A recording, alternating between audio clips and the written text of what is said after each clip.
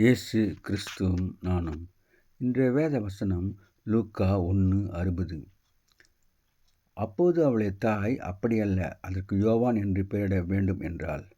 அன்பான சகோதர சகோதரிகளே, எலிசபெத் தன் குமாரனை பெற்றபோது அதற்கு அவனுடைய தகப்பனார் வழியாக சகரியா என்று பெயர் வைக்க வேண்டும் என்று சொன்னார்கள்.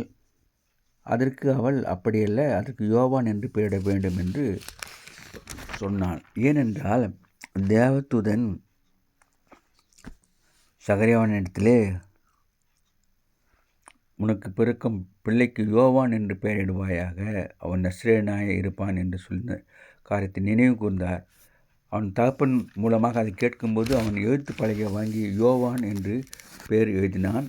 உடனே அவனுடைய வாய்க்கட்டுகள் அவிழ்க்கப்பட்டு அவன் கர்த்தரை துதித்தான். யோவானை குறித்து, நீ கர்த்தருக்கு வழியை ஆயத்த பண்ணவும் அவருக்கு முன்பாக நடந்து போவாய் என்று சொன்னான். Have a blessed day. God bless you. Give your heart to God, your hand to man.